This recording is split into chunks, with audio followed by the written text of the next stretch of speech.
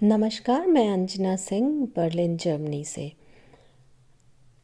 क्या आप जानते हैं कि जर्मनी में किराएदारों के हित में भी एक संस्था काम करती है? अगर नहीं तो आइए मैं बताती हूँ।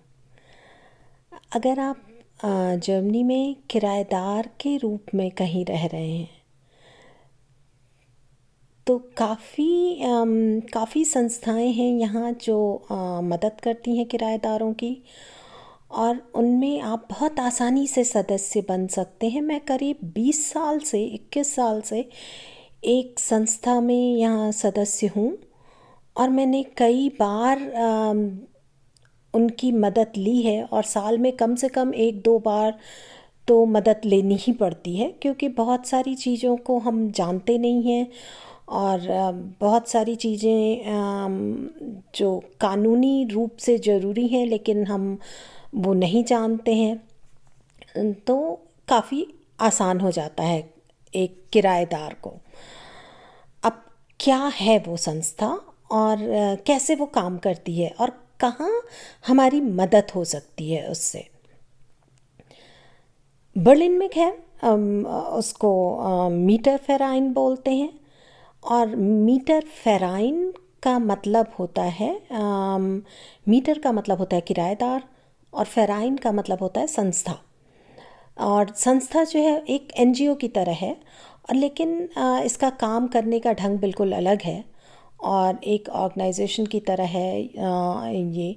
और यहाँ आप बहुत आसानी से सदस्य बन सकते हैं। इसके लिए आपको कुछ नहीं करना होता है, सिर्फ एक फॉर्म भरते हैं। अच्छा, पहले तो मैं एक चीज़ ये बता दूं कि ये इस वीडियो को बनाने से मुझे कुछ नहीं मिलने वाला है, और न तो ये किसी भी ऑर्गेनाइजेशन के लिए बनाई गई वीडियो है। यहाँ बस मैं अपनी बात बता रही हूँ, क्योंकि मुझे बहुत सारे लोगों ने पूछा और मैंने कई लोगों की मदद की इसमें। तो मुझे लगा कि ऐसी चीज़ों का पता नहीं होता है अगर हम नए होते हैं जर्मनी में। तो मैं बस बता रही हूँ, आपकी मर्ज़ी। अगर आप बनना चाहते हैं सदस्य तो कमेंट कीजिए, मैं हेल्प कर दूँगी, और अगर नहीं तो कोई वो नहीं है। मैं बर्लिन में बर्लिनर मीटअप फेराइन में बहुत ही सालों से सदस्य हूँ, और मुझे लगता है कि मेरे लिए ये काफ़ी कामगार सिद्ध हुई है। और अकेले अगर मैं इसकी संस्था ना होती तो शायद मैं बहुत सारे पैसे वकीलों को देती। और इनका काम इसमें आप सबसे पहले सदस्य कैसे बन सकते हैं? इसमें आप सदस्य बन सकते हैं अगर कोई भी इसका सदस्य हो सकता है। छात्र भी इसका सदस्य हो सकता है, या कोई भी। बस ये मेरे ख्याल से, मुझे अच्छे से याद नहीं है, मुझे लगता है कि ये 80 से 120 यूरो पूरे साल का इनका शुल्क होता है। और मेरे ख्याल से 10 यूरो से महीने में ज़्यादा नहीं होगा अगर आप पूरे साल का जोड़ते हैं तो। क्योंकि मैं काफ़ी समय से हूँ तो मैंने देखा भी नहीं है कि कितना लगता है। मेरे ख्याल से 40 यूरो है। अब मुझे नहीं पता 3 महीने में या 6 महीने में 40 यूरो है। मैं नीचे डाल दूँगी, या हर हर फेराइन का अपना अलग अलग भी होता है शुल्क, तो आप चेक भी कर सकते हैं जहाँ जाना चाहते हैं। लेकिन जो बर्लिन में एक दो हैं वो मैं डाल देती हूँ नीचे। और जर्मनी में अगर आप गूगल में सर्च करेंगे मीटर फेराइन तो आपको मिल जाएगा, और मीटर फेराइन मैं लिख देती हूँ नीचे लिंक, कमेंट बॉक्स में लिंक डाल दूँगी। और अब ये हमारी मदद कैसे करते हैं? ये हमारी मदद करते हैं अगर अगर हम इनके सदस्य हैं, सबसे पहली चीज़ तो। और अगर मैं आज सदस्य बनती हूँ और कल अपने मकान मालिक पे केस करना चाहती हूँ तो ये संभव नहीं है। ये 3 महीने बाद कोई काम शुरू मतलब आप सलाह ले सकते हैं, उसमें कोई दिक्कत नहीं है। लेकिन अगर आप केस करना चाहते हैं तो शायद वो 3 महीने बाद देंगे। कब ज़रूरत पड़ती है? हर साल जब आपके पास साल के अंत में बिल आता है, एक साथ जो सड़क की सफाई का है या गार्डनिंग का है, और वो बिल क्या सही है ये चेक करवा सकते हैं आप ले जाके। अक्सर ऐसा होता है कि ये बिल गलत आते हैं। तो मैं ये जानती हूँ क्योंकि मेरे साथ हो चुका है, इसलिए मैं बता सकती हूँ। कभी कभी बिल गलत होते हैं और वो बिल फिर वो सही करके देते हैं आपको, या बताते हैं कि ये चीज़ कानूनी रूप से गलत है आपसे मांगना। जैसे अगर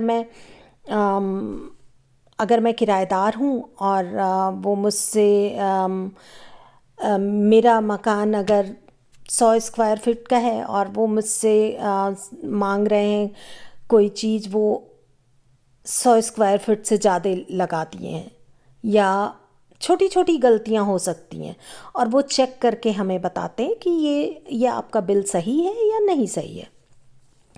और दूसरी चीज़ जहाँ आप जहाँ ये आपकी मदद करते हैं, अगर आपका किराया बढ़ा मकान का, तो ये देख के बता सकते हैं कि हाँ ये ठीक है नहीं ठीक है। क्योंकि मैं बर्लिन का जानती हूँ। बर्लिन में कानूनी रूप से बिल्कुल तय है कि इस एरिया में इतने स्क्वायर फीट से ज़्यादा मकान का किराया नहीं होना चाहिए।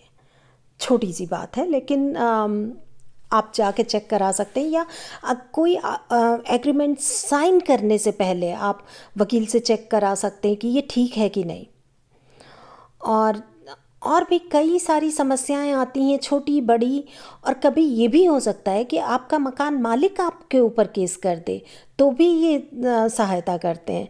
अगर छोटी मोटी चीज़ें हैं तो ये खुद वहाँ जब आप अपॉइंटमेंट लेते हैं, जाते हैं इनके पास, तो वहाँ वकील होते हैं जो सलाह देते हैं। अगर ये केस उन मतलब थोड़ा सा कॉम्प्लिकेटेड है या कुछ भी है, तो आपको बोलेंगे कि आप वकील ले लीजिए, और फिर जिस वकील को आप लेंगे वो डायरेक्ट इनसे संपर्क करके वो आपस में सब कर लेते हैं, आपको कुछ करना नहीं होता। या अगर आपको मकान मालिक को कोई चिट्ठी देनी है, और जैसे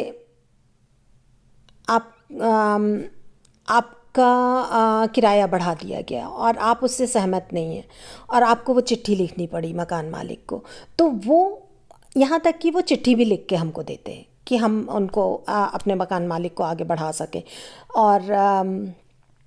और भी हज़ार छोटी मोटी चीज़ें होती हैं, और बड़ी भी चीज़ें होती हैं। अगर इन केस आपके यहाँ कुछ ख़राब हो गया है, आपका मकान मालिक ठीक नहीं करा रहा है, तो आप अपना किराया कम कर सकते हैं। और बर्लिन में ये सबको अधिकार है, बर्लिन में नहीं, पूरे जर्मनी में मैं कहूँगी, पूरे जर्मनी में ये सबको अधिकार है कि अगर आपके घर में कोई कमी है और कुछ काम नहीं कर रहा है, तो आप अपना किराया तुरंत से कम कर सकते हैं। इन सब चीज़ों में सलाह लेने के लिए हमें कोई चाहिए होता है, तो अगर हमारे पास कोई ऐसी संस्था है जिससे हम सलाह ले सकते हैं, तो ये बहुत लाभदायक होती है। अब जैसे कई लोगों ने मुझसे पूछा था जिनके घरों में जाड़े के समय जहाँ इतनी ठंड पड़ रही थी और हीटिंग सिस्टम काम करना बंद कर दिया। तो ये बहुत अक्सर ये नॉर्मल सी चीज़ है कि जाड़े में हीटिंग सिस्टम ख़राब हो जाता है, लेकिन ऐसे केस में क्या होता है कि मकान मालिक को आपको तुरंत जल्दी से जल्दी वो हीटिंग सिस्टम सही करा के देना होता है। अगर वो हफ्तों लग रहे हैं, तो आपको उनको होटल देना होगा या कोई दूसरा रहने के लिए घर देना होगा, और नहीं तो आप उनका किराया कुछ परसेंट, मुझे ये नहीं पता है कि कितने परसेंट होता है, क्योंकि यहाँ हर चीज़ का एक निश्चित परसेंट है कि ये कम हुआ तो आप इतना किराया कम कर सकते हैं, ये हुआ तो आप इतना कम कर सकते हैं। तो इसलिए वो आपको देखना होगा कि आपके घर में क्या चीज़ ख़राब है और आप कितने परसेंट तक अपना किराया कम करके दे सकते हैं। तो आप देख रहे हैं कि ऐसे छोटी बड़ी हर चीज़ों में ज़रूरत पड़ती है। और मुझे लगता है कि ये एक जो भी इंसान जर्मनी में किराए के मकान में रह रहा है, ये उसके लिए काफ़ी लाभदायक सिद्ध हो सकती है। तो अगर आप चाहते हैं तो देखें। और बर्लिन में जो संस्थाएं हैं या जिसमें मैं मेंबर हूँ, वो मैं कमेंट बॉक्स में डाल दूँगी। अगर आप आगे भी इस तरह की जानकारियों को चाहते हैं तो हमें बताएं, और मैं कोशिश करूँगी आप सबको बताने की। चलिए फिर मिलते हैं, और आप इस चैनल को सब्सक्राइब करें और लाइक करें। फिर मिलते हैं अगली वीडियो में, तब तक के लिए नमस्कार।